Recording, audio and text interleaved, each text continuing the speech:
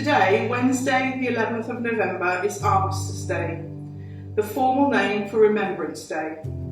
Armistice means to stop fighting, and this day is used to mark the end of World War I in 1918 at 11 a.m. on the 11th day of the 11th month. It is used to remember the veterans from World Wars I and II and other conflicts since, and is marked by a 2-minute silence, which is our way of showing respect to all those who fought and died for their country.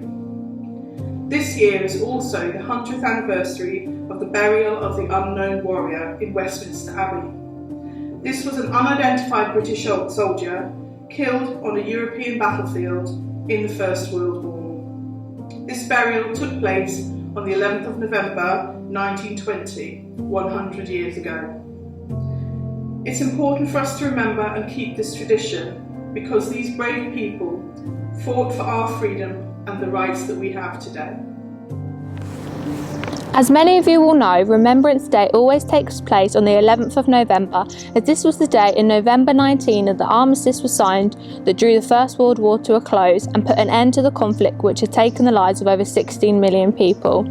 In more modern times, and in this year of 2020, we continue to remember the fallen of the Great War, but more broadly reflect upon the sacrifices made and the challenges that have been endured by millions of servicemen and women who have fought to protect our democratic freedoms around the globe during the Second World War, as well as the conflicts in the Falklands, Afghanistan and Iraq. Furthermore, on Remembrance Day, we should also take our 2 minutes of silence to consider those innocent civilians who have lost their lives as acts of terrorism, alongside the incredible work carried out by our national emergency services. Nevertheless, despite the global significance of Remembrance Day, you may have asked yourself, what does war have to do with me and my town of Biggleswade? And the answer to your question is a lot more than you may first realise. Due to the government demands of volunteer soldiers and conscription during the First World War, young men from all 4 corners of the world were actively encouraged to play a part on the battlefield, inevitably taking men from Biggleswade on a journey from which many did not return. Hi, I'm Ella in Year 11, and I'm here to tell you about my family links with the First World War. My 3 times great uncle from my mum's side of the family was a gentleman called Victor Wakes, who I know to have fought in the British Army during the Great War.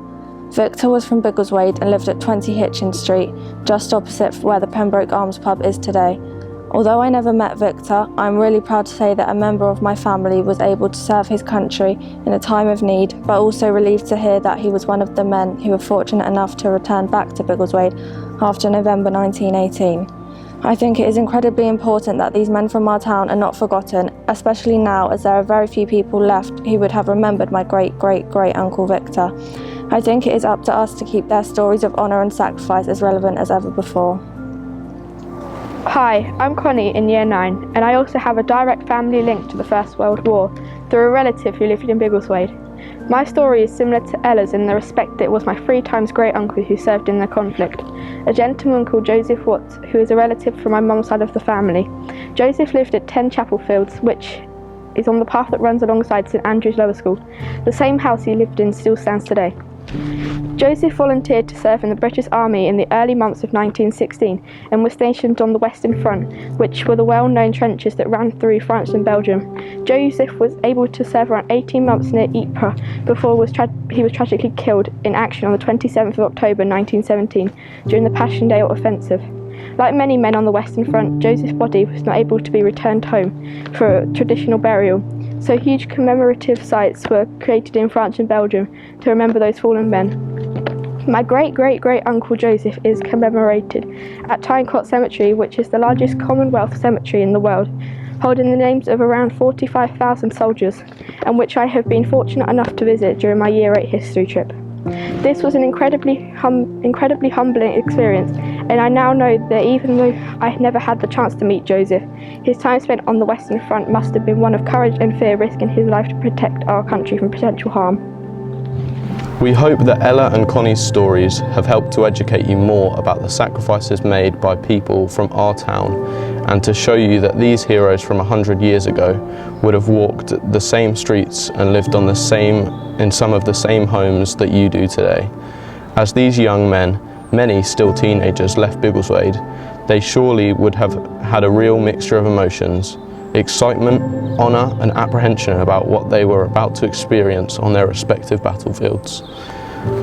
For those men fortunate enough to return home, the challenges that they and their families must have faced in an attempt to forget about what they had seen in wartime should also be reflected upon. In modern times, our understanding and appreciation of mental health is always improving, whilst in 1918 there was little to no support network available for these brave souls. This Remembrance Day we should certainly reflect upon past sacrifices, but also towards the future and our hopes for continued peace.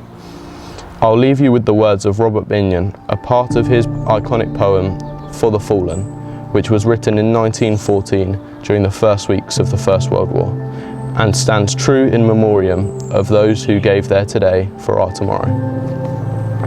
Solemn the drums thrill, death, august and royal sings sorrow up into immortal spheres. There is music in the mists of desolation and a glory that shines upon our tears. They went with songs to the battle. They were young, straight of limb, true of eye, steady and aglow. They were staunch at the end against odds encountered. They fell with their faces to the foe. They shall grow not old as we that are left grow old. Age shall not weary them, nor the years condemn. At the going down of the sun and in the morning, we will remember them. Hi everyone, just want to extend my thanks to all the students who have taken part in this video, sharing their family history and personal stories about the First World War, and a huge thanks to Miss Cash as well for putting this video together on History Department's behalf. We're now going to have a 2 minutes silence where there'll be some images of the First World War and British conflicts which will roll. On the commencement of the first whistle, that's when the 2 minutes will begin, and then when you hear the whistle again 2 minutes later, that's when the silence will end. Thanks very much.